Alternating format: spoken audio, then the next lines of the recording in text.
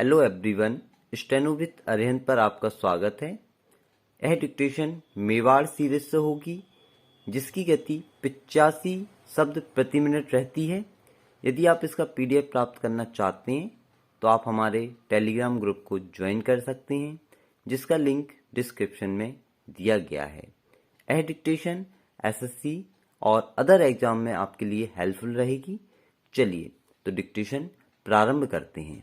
Dictation 5 second बाद। माननीय अध्यक्ष महोदय, हमारे देश की सबसे अधिक वन संपदा हमारे प्रदेश में मौजूद है। यह प्रदेश बहुत भाग्यशाली है। मैं ईश्वर को धन्यवाद देता हूँ।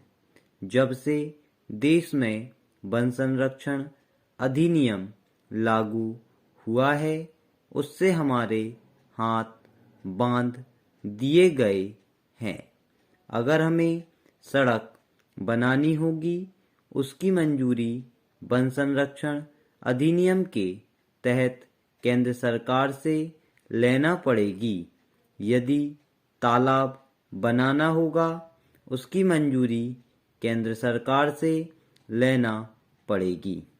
यदि बिजली की लाइन डालना है तो भी केंद्र सरकार से मंजूरी की जरूरत पड़ेगी। यह हमारी राज्य परस्पर संधि होने के बाद भी अधिकारों का जो केंद्रीयकरण केंद्र में हुआ है उसके बारे में हमें जरूर पुनर्विचार करना पड़ेगा। आज भी हम यही चाहते हैं और आप भी यही चाहते हैं। हमारा भी रास्ता एक है, आपकी भी मंजिल एक है, मकसद एक है। उद्देश्य सिर्फ वन संपदा की सुरक्षा के बारे में है। आपका प्रेम संपदा के प्रति है तो हमारा भी उससे बहुत प्रेम है। संसद उसके बारे में निर्णय कर सकती है लेकिन हमारी विधानसभा भी निर्णय कर सकती है। केंद्र सरकार को अपने थोड़े थोड़े अधिकार राज्य सरकारों के बीच बांट देना चाहिए, तभी जाकर हम अपनी वन संपदाओं को और अधिक साधन संपन्न बना पाएंगे। मैं इस संबंध में एक छोटा सा उदाहरण देना चाहूँगा जो बिजली उत्पादन के बारे में है। बिजली उत्पादन के मामले में केंद्र सरकार ने जो नीति अपना रखी है, हर कदम पर उसमें नीति विषयक परिवर्तन होते चले गए हैं। मैं केंद्र सरकार का विरोध नहीं कर रहा हूँ, परिवर्तन की बात कह रहा हूँ, नीतियों की बात कर रहा हूँ। नीतियाँ परिवर्तित नहीं की गई तो अब क्या हर चीज के लिए हमें दिल्ली जाना पड़ेगा? अगर सिंचाई योजना की अनुमति चाहिए वह भी केंद्र से मिलेगी। अध्यक्ष महोदय, मेरा कहने का तात्पर्य यह है कि आज आवश्यकता इस बात की है कि इस प्रदेश की सरकार को ज्यादा से ज्यादा अधिकार दे देना चाहिए। सरकार या कमीशन में इस बात पर बहुत विचार विमर्श हुआ। कहने को चर्चा बहुत हो चुकी है लेकिन प्रांतों को बहुत दिन बाद अधिक से अधिक अधिकार मिले। हम लोगों की इस मुद्दे पर बहस होनी चाहिए, इस विषय में चर्चा होनी चाहिए। हमारी भूमि बहुत ज़्यादा उपजाऊ है, हमारे पास बहुमूल्य नदियाँ हैं, पानी है, इसलिए हम प्रकृति के बहुत धनी हैं। हमारे बहुत से ऐसे क्षेत्र हैं जहां नदियां होते हुए भी आज तक उनका सही रूप से हम दोहन नहीं कर पा रहे हैं। आज हमारे प्रदेश में लगभग 6,000 करोड़ रुपए की परियोजनाएं मंजूर पड़ी हुई हैं। यदि हम 6,000 करोड़ रुपए की सभी परियोजनाओं पर काम कराना चाहें तो एक साल में जो मूल्य वृद्धि उस परियोजना में हो जाती है, इसलिए मुश्किल से हम अपना बजट 350-400 करोड़ रुपए का दे पाते हैं। यद्यपि सर्वोच्च न्यायालय ने अपने फैसले में इस बात की स्पष्ट मंशा जाहिर की है, चुनाव में धर्म सांप्रदायिक विद्वेष की बातें नहीं आना चाहिए।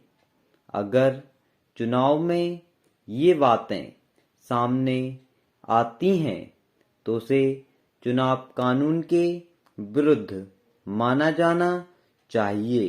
यह हमारे देश के प्रजातंत्र का दुर्भाग्य है कि चुनाव जीतने के लिए लोग चुनाव प्रचार में धर्म विद्वेष की बातें करते हैं और समाज में नफरत फैलाने की साजिश करते हैं।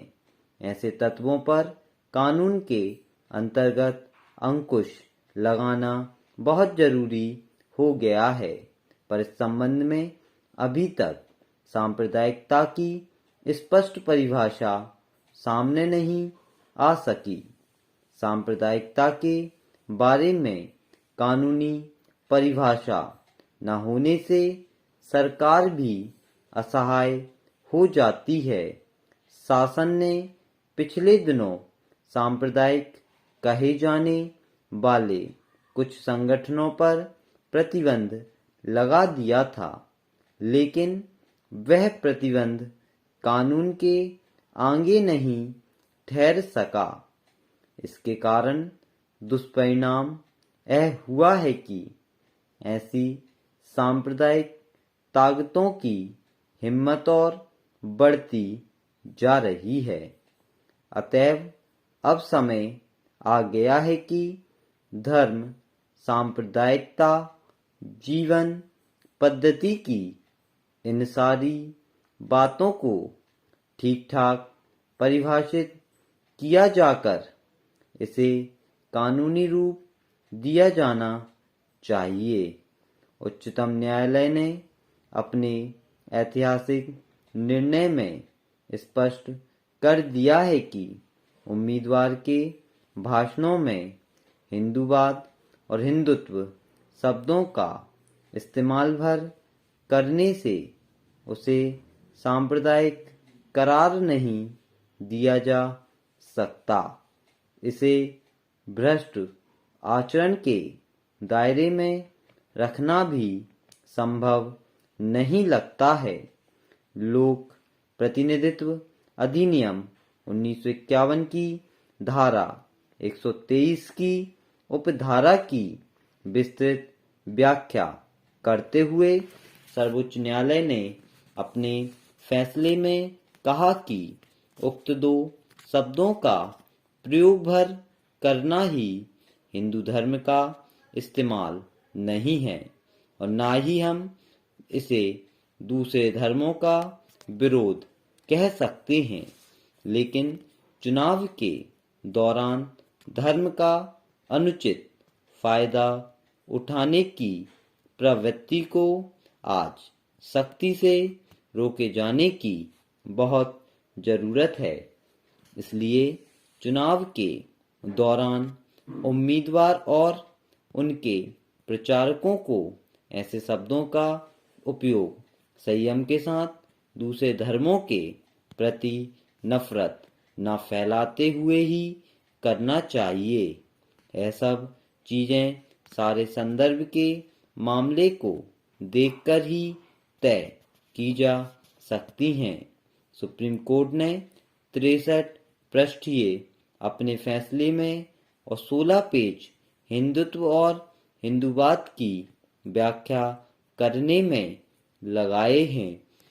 ऐसा करते हुए उच्चतम और सर्वोच्च न्यायालय का यह कथन महत्वपूर्ण है कि इन शब्दों का इस्तेमाल भारतीय सांस्कृतिक मूल्यों, यहाँ के लोगों की जीवन पद्धति को बताने एवं आम जनता में राष्ट्रीयता की भावना उत्पन्न करने के लिए भी किया जा सकता है।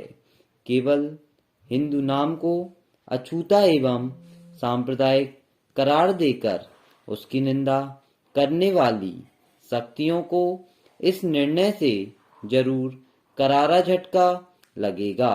वहीं अदालत ने इन शब्दों के दुरुपयोग को सख्ती से रोकने का संकेत किया है।